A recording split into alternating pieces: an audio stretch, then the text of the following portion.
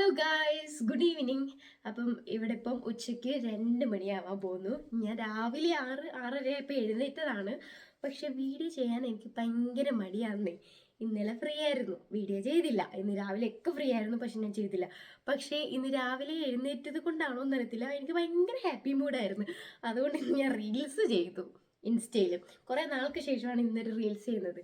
ഇന്ന് റീൽസ് ചെയ്തപ്പോൾ തന്നെ എനിക്ക് ഭയങ്കര സന്തോഷമായി. കാരണം വേറെ ഒന്നുമില്ല, അരമണിക്കൂറായില്ല, അതിൽ ഉള്ളിൽ തന്നെ 2K ആയിട്ടുണ്ട്. ആദ്യമായിട്ട് ഇങ്ങനെയൊക്കെ സംഭവിക്കുന്നത് ദൈവമേ. എനിക്കതുകൊണ്ട് ഭയങ്കര സന്തോഷമുണ്ട് കേട്ടോ. അപ്പം അത് കഴിഞ്ഞ് ഞാൻ ഇപ്പം എന്തായാലും ഒരുങ്ങിക്കുക. പിന്നെ അതൊരു 2K ആയെന്ന് കണ്ടപ്പോൾ ഇനി അടുത്ത റീൽസും കൂടെ ചെയ്യാമെന്ന് പറഞ്ഞ് അടുത്ത റീൽസിന് വേണ്ടി ഒരുങ്ങിയതാണ്. നല്ല ഡ്രസ്സൊക്കെ ഇട്ട് ഒരുങ്ങിയതാണ്. അപ്പം ഞാൻ എന്തായാലും ഇന്ന് വീഡിയോ കൂടെ ചെയ്തിട്ട് പോകാമെന്ന് വിചാരിച്ചു. ചെറിയൊരു വീഡിയോ. ഇപ്പം കുറച്ച് നാളായിട്ട് എനിക്ക് കണ്ടിന്യൂസ് ആയിട്ട് മെസ്സേജ് വന്നുകൊണ്ടിരിക്കുന്നത് B1 B2 എക്സാം 2 ക്വസ്റ്റ്യൻസാണ്. ഒന്നാമത്തേത് B1 B2 exam certificate 1-2 module വെച്ചിട്ടാണോ അതോ ഫുൾ മൊഡ്യൂള് വെക്കണോ ഔപിയർ വിസയ്ക്ക് VFSൽ സബ്മിറ്റ് ചെയ്യുമ്പം. ഇത് ഒന്നാമത്തെ ക്വസ്റ്റ്യൻ. ഇത് ഓൾറെഡി ഞാൻ ക്ലാരിഫൈ ചെയ്തതാണ്, പക്ഷേ വീണ്ടും എന്നോട് എല്ലാവരും ചോദിച്ചുകൊണ്ടിരിക്കുക. സ്പീഡിൽ സംസാരിക്കുന്നത് കൊണ്ടാണ് എനിക്കിങ്ങനെ ശ്വാസം മുട്ടുന്നത് കേട്ടോ. ഒന്നും തോന്നണ്ട, എനിക്കങ്ങനെ കുറച്ച് പ്രശ്നമുള്ളതാണ്. പിന്നെ രണ്ടാമത്തെ ക്വസ്റ്റ്യൻ എന്ന് പറഞ്ഞാൽ B1 B2 നാട്ടിൽ നിന്ന് എക്സാം എഴുതുന്നതാണോ നല്ലത് അതോ ഇവിടെ A1 വെച്ച് വന്നിട്ട് B1 B2 ഇവിടെ പഠിച്ച് എക്സാം എഴുതുന്നതായിരിക്കുമോ ബെറ്റർ എന്ന് ചോദിക്കുന്നുണ്ട്. അപ്പം ഈ 2 ക്വസ്റ്റ്യൻ്റെയും ക്ലാരിഫിക്കേഷനുമായിട്ടാണ് ഞാൻ ഇന്ന് വന്നത്. അപ്പം ഞാൻ ആദ്യത്തെ ക്വസ്റ്റ്യൻ്റെ കാര്യം പറയാം. ഞാൻ ഓൾറെഡി മെൻഷൻ ചെയ്തിട്ടുണ്ട്, ഞാൻ വന്ന സമയത്ത് B2ൻ്റെ 2 മൊഡ്യൂൾ വെച്ചാണ് ഞാൻ വന്നത്. പക്ഷേ ഞാൻ ഫുള്ള് പാസ്സായിരുന്നു, പക്ഷെ എനിക്ക് 2ൻ്റെ സർട്ടിഫിക്കറ്റ് വന്നിട്ടില്ലായിരുന്നു ഞാൻ വിസയ്ക്ക് വെക്കുന്ന സമയത്ത്. അതുകൊണ്ട് എൻ്റെ 2 സർട്ടിഫിക്കറ്റ് വെച്ചിട്ടാണ് ഞാൻ സബ്മിറ്റ് ചെയ്തത്. പക്ഷേ ഇപ്പോഴത്തെ ഒരു കേസ് വെക്കുവാണെങ്കിൽ B1ൻ്റെ 2 സർട്ടിഫിക്കറ്റ് അല്ലെങ്കിൽ B2ൻ്റെ 2 സർട്ടിഫിക്കറ്റ് വെക്കുന്നവർക്ക് റിജക്ഷൻ വരുന്നുണ്ട്. പക്ഷേ എല്ലാവർക്കും അങ്ങനല്ല. ചിലർക്ക് വിസ കിട്ടുന്നുമുണ്ട്, പക്ഷെ നമുക്ക് ഒന്നും പറയാൻ പറ്റത്തില്ല. കാരണം അവർക്ക് തോന്നുന്ന കണക്കാണ് അവർ റിജക്ഷൻ വെക്കുന്നതും വിസ പാസ്സാക്കി വിടുന്നതും. അതുകൊണ്ട് അത് എനിക്കൊന്നും ഗ്യാരണ്ടി പറയാൻ പറ്റില്ല.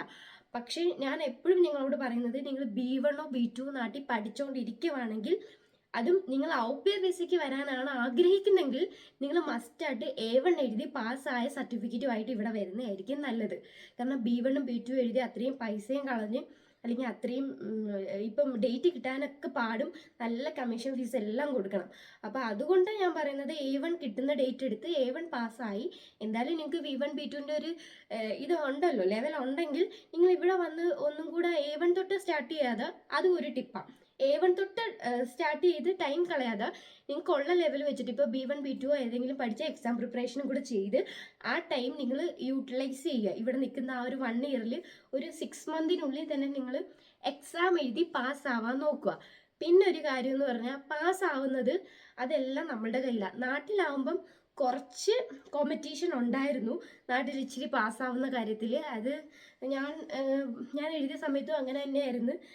എനിക്കും ഒരു ബാഡായിട്ടുള്ള എക്സ്പീരിയൻസ് ഉണ്ട്. അതുകൊണ്ട് ഞാൻ പറയാം, ഞാൻ അന്ന് എനിക്ക് ചെന്നൈയിൽ വെച്ചിട്ട് എനിക്ക് നല്ല രീതിയിൽ ഞാൻ പഠിച്ചിട്ട് പോയതാണ്. കോഡൊന്നും അല്ല, അന്ന് ഞാൻ പഠിച്ചിട്ട് പോയതാണ്. അതിനുശേഷം കോഡുകളും എന്തൊക്കെയൊക്കെ സംഭവങ്ങളൊക്കെ ഉണ്ട്. ഞാൻ എന്തായാലും അതിനെപ്പറ്റി ഞാൻ പറയുന്നില്ല. ഞാൻ പഠിച്ചിട്ട് പോയി നല്ല വൃത്തിയായിട്ട് ഞാൻ എഴുതി.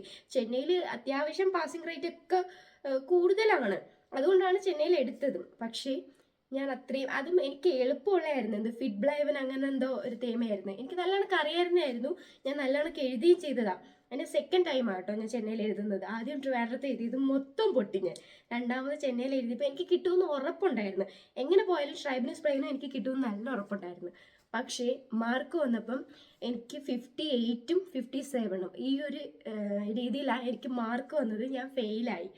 പിന്നെ ഞാൻ പഠിക്കാതായി.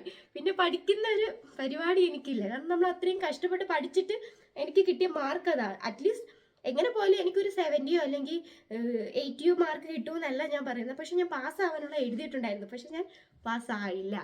അതുകൊണ്ട് അവിടെ ഭയങ്കര കോമ്പറ്റീഷനായി. എപ്പോഴും നടക്കുന്നുണ്ട് എക്സാം ഫീസിൻ്റെ കാര്യത്തിനായാലും കമ്മീഷനും കാര്യങ്ങളൊക്കെ ഒരുപാട് നടക്കുന്നുണ്ട്.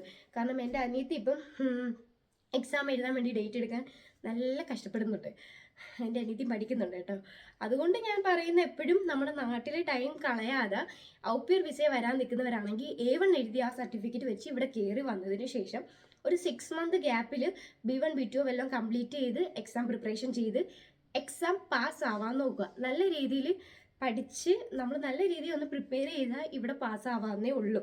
അതൊരു കാര്യം. പിന്നെ ടെൽക്കിൻ്റെ വരുമ്പം എനിക്ക് തോന്നുന്നു ഫുൾ മൊഡ്യൂളിന് 200 യൂറോയാണെന്ന് തോന്നുന്നു. നമുക്ക് എനിക്ക് ഡീറ്റെയിൽ ആയിട്ട് അറിയത്തില്ല, പക്ഷേ എനിക്ക് കേട്ടിട്ടുള്ളത്, ഞാനൊരു കൊച്ചിനോട് ചോദിച്ചപ്പോൾ പറഞ്ഞത് ടെൽക്കിൻ്റെ ഇപ്പം നമുക്ക് എല്ലാ മാർക്കും കൂടെ, അതായത് അതിനൊരു ടോട്ടൽ മാർക്കുണ്ട്, അതിൽ നമ്മൾ ഇത്രയും മാർക്ക് മേടിക്കണം, അല്ലാതെ ഓരോന്നിൻ്റെ മാർക്കായിട്ടല്ല കാൽക്കുലേറ്റ് ചെയ്യുന്നത്. ഇപ്പം സ്പ്രെഹന് പാസ്സായിട്ടുണ്ടെങ്കിൽ സ്പ്രെഹൻ നമ്മൾ പിന്നെ ചെയ്യേണ്ട, ബാക്കി 3ഉം ഇപ്പം എഴുതിയെടുക്കണം. അങ്ങനെ ഒരു മെത്തേഡ് അങ്ങനെയാണ്. ഗോയിറ്റുകൾക്ക് ഒന്നൊന്നായിട്ട് എഴുതാൻ പറ്റത്തില്ല എന്നാണ് എൻ്റെ ഒരു ഇത് കേട്ടോ. എനിക്ക് ഷുവർ അല്ല, എന്തായാലും നിങ്ങൾ വെബ്സൈറ്റിലും കൂടെ ഒന്ന് അല്ലെങ്കിൽ വേറെ ഏതെങ്കിലും വീഡിയോസും കൂടെ ഒന്ന് നോക്കുക. ഞാൻ പറയുന്നതിലൊന്നും തെറ്റുണ്ടോയെന്നൊന്നും എനിക്കറിയില്ല.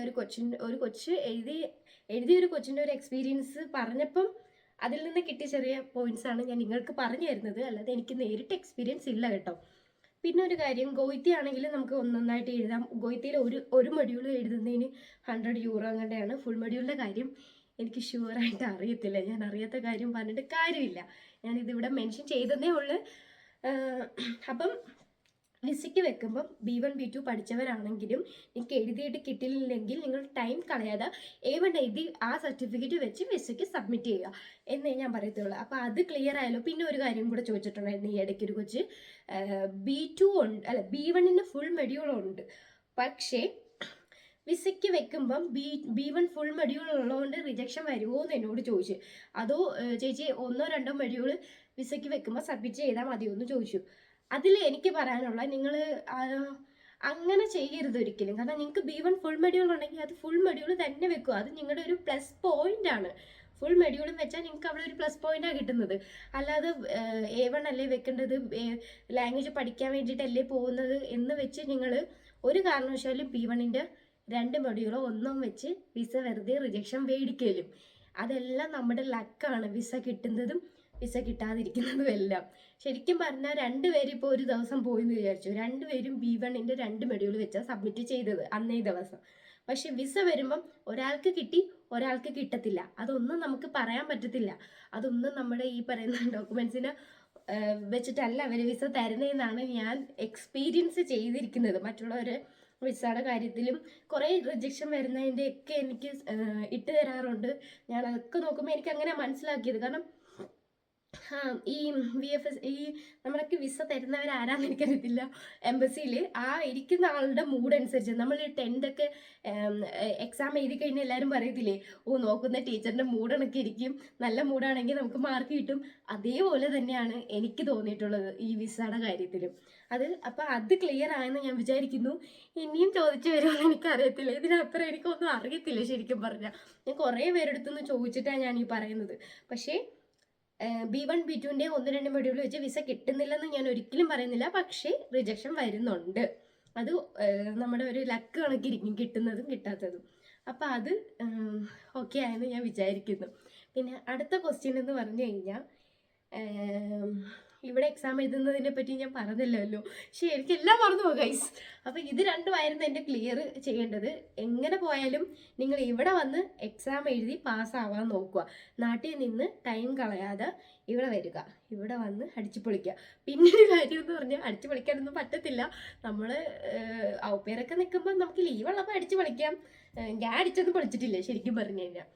എപ്പോഴും വീട്ടിൻ്റെ അകത്ത് തന്നെയായിരുന്നു. ഞാൻ അങ്ങനെ ഷാനിൽ എൻ്റെ ഫ്രണ്ട് വരുമ്പോൾ മാത്രം പോകത്തുള്ളായിരുന്നു. ഇവിടെ ആണെങ്കിലും അങ്ങനെ ഒന്നും പോക്കൊന്നും ഇല്ല, എന്നാലും പോവുകയൊക്കെ ചെയ്യും.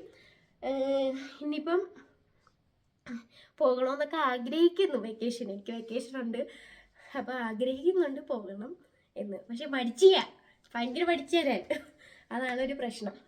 പിന്നെ എനിക്ക് പറയാനുള്ളൊരു കാര്യം എന്ന് പറഞ്ഞാൽ, നിങ്ങൾ B2 വെച്ചിട്ട് നിങ്ങൾക്ക് B2 ഫുൾ മൊഡ്യൂൾ ഉണ്ടെങ്കിൽ നിങ്ങൾ ദയവ് ചെയ്ത് ഔപ്പേർ വിസയിൽ വരണ്ട. ഞാൻ അങ്ങനെ പറയത്തുള്ളൂ. കാരണം നിങ്ങൾ ഔപ്പേർ വിസയിൽ വരുന്നത് ഔപ്പേർ വിസ കൊണ്ടെന്ന് പറഞ്ഞ് എന്താണ് അത് ഉദ്ദേശിക്കുന്നത് പറഞ്ഞാൽ, നമുക്ക് പെട്ടെന്ന് കിട്ടുന്ന ഒരു വിസ, അങ്ങനെ വേണമെങ്കിൽ ആ വിസേനെ പറയാം. അത്രേ എനിക്ക് തോന്നിയുള്ളൂ. പിന്നെ A1 ഒക്കെ പഠിച്ചവർക്കാണെങ്കിൽ ലാംഗ്വേജ് പഠിക്കാൻ പറ്റിയൊരു വിസ.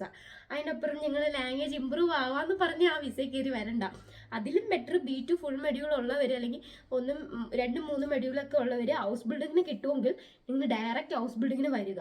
കാരണം ഞാനാണെങ്കിലും 1 ഇയർ ഈ ഔപെയർ വിസ ചെയ്തിട്ട് ഹൗസ് ബിൽഡിങ്ങിന് കയറിയപ്പോഴും എനിക്ക് ആദ്യമൊക്കെ പാടായിരുന്നു. എനിക്കിപ്പോഴും പാടാണ്. കാരണം നമ്മൾ ലാംഗ്വേജ് ഒന്നും അത്ര ശരിയാവില്ല. എൻ്റെ പ്രശ്നമാണ്, ഞാൻ ഒത്തിരി എല്ലാവരുമായിട്ട് മിങ്കിളാവുകയും ഇൻട്രാക്ട് ചെയ്യാറുള്ളത് കൊണ്ടായിരിക്കാം എനിക്ക് ലാംഗ്വേജ് അത്ര ഫ്ലുവൻസി അത്രയും നല്ല ഒരു 50 എങ്കിലും വരാറുള്ളത്. പക്ഷെ ഞാൻ ഹൗസ് ബിൽഡിങ്ങിന് കയറിയതിന് ശേഷമാണ് ഞാൻ ശരിക്കും സംസാരിക്കാൻ തുടങ്ങിയത്. അതുകൊണ്ട് B2 ഉണ്ട്, ലാംഗ്വേജ് ഇല്ല എന്ന് വെച്ചിട്ട് നിങ്ങൾ ഔപെയറോ FST ചെയ്താലും വലിയ പ്രശ്നമില്ല കേട്ടോ. ഇപ്പോൾ FSTക്ക് ഇത് കിട്ടുന്നോന്ന് എനിക്കറിയത്തില്ല. FST ചെയ്താലും വലിയ കുഴപ്പമില്ല. കാരണം നമ്മൾ ഹൗസ് ബിൽഡിംഗ് നഴ്സിംഗാണ് പഠിക്കുന്നെങ്കിൽ അവിടെ പഠിക്കുന്നതും നമ്മൾ പ്രാക്ടിക്കലി ചെയ്യുന്ന കാര്യങ്ങളാണ് FSTക്ക് ചെയ്യുന്നത്.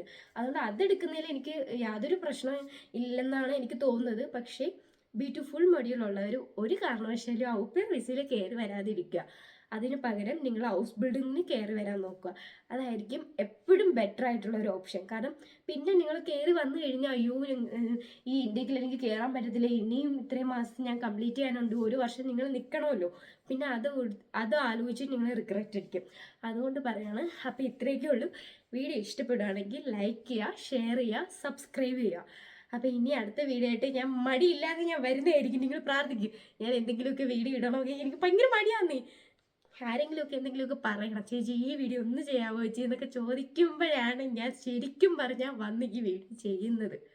ഇത്രയും നേരം ഞാൻ നോൺ സ്റ്റോപ്പായിട്ട് സംസാരിച്ചത് കൊണ്ട് കുറച്ച് വെള്ളം കുടിക്കണം ഗൈസ്. അപ്പോൾ ഓക്കെ, ബൈ.